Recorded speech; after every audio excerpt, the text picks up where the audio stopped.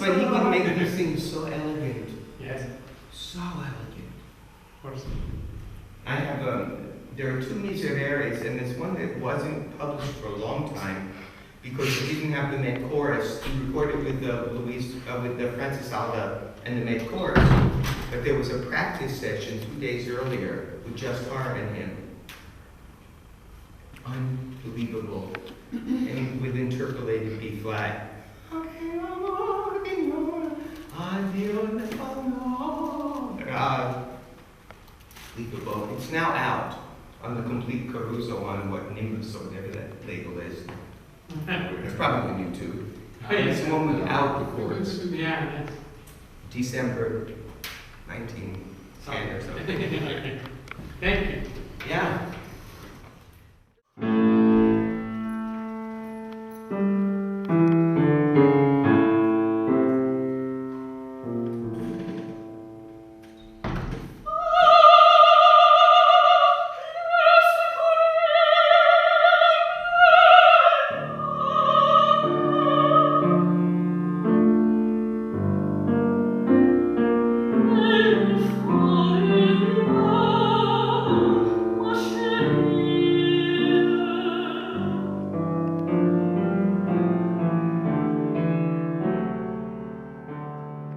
You know, I grew up in New York, and when I was 15, a friend of mine made me go to the opera with him.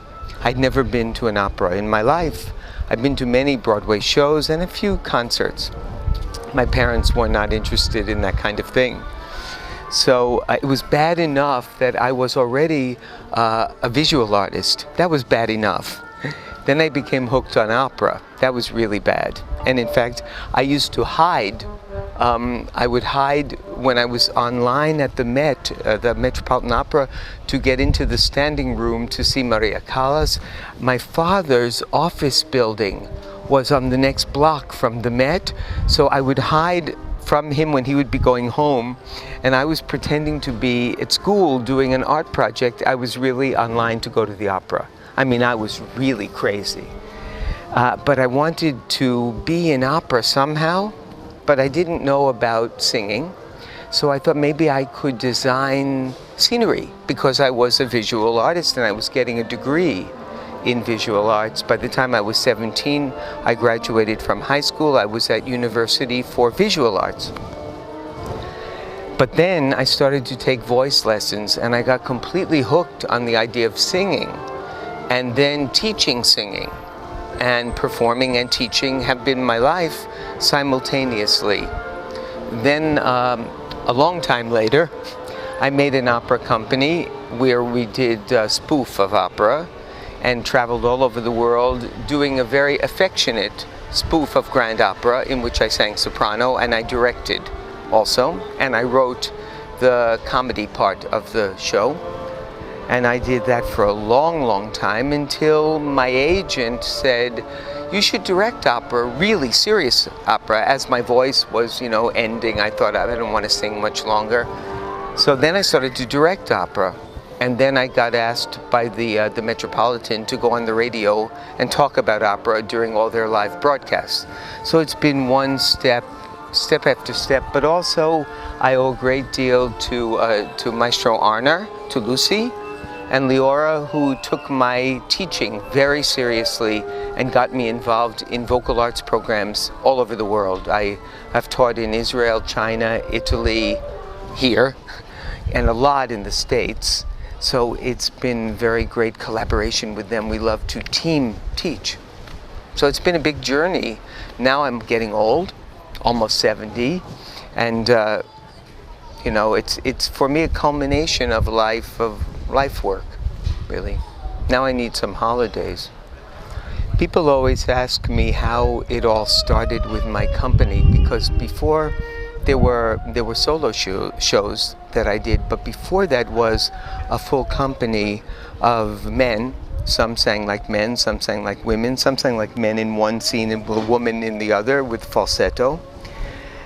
And how it happened was I knew I had this falsetto, and my voice teachers always discouraged me to use it because they said it would not be healthy for my voice.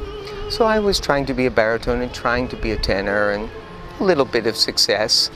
And then I began to do comedy, cabaret, and I discovered that I really was funny, really funny.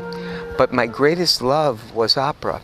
And the thing that you can kid the most is what you love the most, like your best friend or your grandmother. It's a kind of affectionate spoof. It's kidding it, but with love, not nasty, not mean-spirited. So I thought, wouldn't it be interesting? There was a ballet company, the Trocadero, who did danced on point, all men. Even more meaningful, in New York, there was a theater company run by a genius called Charles Ludlam, who died of AIDS, unfortunately, where he would do Camille, he would do Medea, he would do these amazing travesti roles, seriously, but also funny. So he walked this line between comedy and drama. And 1 minute you would be laughing hysterically, the next minute you'd be crying. And I thought, to me, this is the highest form of art. This is what I would want to do more than anything, to take an audience and move them to tears and then make them tears from laughing. Both. Our first show, the New York Times came, and we got a very good review, and audience would come. People like James Levine, very famous musicians, famous divas like Joan Sutherland, Leontine Price, Renata Scotto. They would come downtown where we were from Lincoln Center late at night and secretly kind of attend our performances, and we became a kind of cult thing. And then we got an agent and we began to tour all over the world. And from my shows with the full company, there grew a character, Madame Vera, who was my archetypal Russian diva, and with a heavy Russian accent in the Italian, kvesta, kvella, you know. And I had the voice to really sing seriously difficult music. And it just caught on. So I also, at the same time, began doing the solo shows, in which I would talk and sing, and I'd do lieder, German lieder, French chansons, Spanish canción, Russian songs, even Negro spirituals with a Russian accent, as well as opera arias. So I would do, in my solo show, nice, because I could do all music, not just opera. And that's what I did until 2009, and Lucy became the pianist for that. And she was in male attire and I was in female attire. I think this kind of work is very important. And, you know, I ran a small company myself from 1981 to 2002, then till 2009, just my own shows, but still a lot went into it. Yeah, behind the scenes you don't get a lot of appreciation because people don't see the work that goes into it, and they even will say things like, well, have you thought of doing this or that, or why didn't this happen or that happen? And as we say in English, the buck stops here. The responsibility stops with the organizer. So as a performer, I would get my satisfaction in front of the curtain, and lots of bravas and bravas even, and lots of applause. And as the organizer, nothing I did really was noticed very much. So it's not a very grateful job. I wasn't here last year, but from what I understand, it's going much better this year in terms of organization. When you have a small organization and you don't have a great deal of staff and a great deal of money, a great deal of responsibility falls on just a few people, and they have to hold up their end of it. So, like all organizations, there are rough moments and there are smooth moments, but I think all in all it's going very well. And anything we can do to make it more comfortable for the singers, we do it as well ourselves.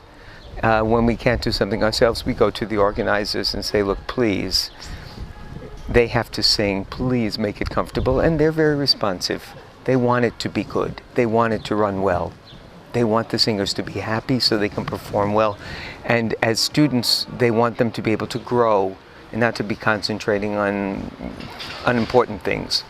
So they've done everything I think they can, and I'm sure each year it will get smoother. But it's only year 2. There are things about singing now that are better, and things that I miss. There is less personality, less individuality, which is what I try to encourage. The diva that I created for the stage had a great deal of personality, like a Callas had, you know, that kind of singer. Today they have to be more careful because the profession is so competitive that there's an accent on being very safe in what you present. You have to look much better. You can't be fat anymore. You can't, even if you have a great voice, you have to watch your weight. You have to watch because the cameras and the HD telecasts are on all the time. So you have to be very more aware of the outside look, work more with stage directors. In my day, they sang more, it was more about the voice and the persona. Now it's about the total theater more, not always for the better, but that's what it is, and you have to be realistic about what the business is. What I try to bring out in the singers here is technique, but with personality and theatricality and real passion. Without passion, why bother? So this is an age that's complicated and difficult for singers. It used to be much more about the voice. Looks, voice, personality, everything. So it's a tough profession.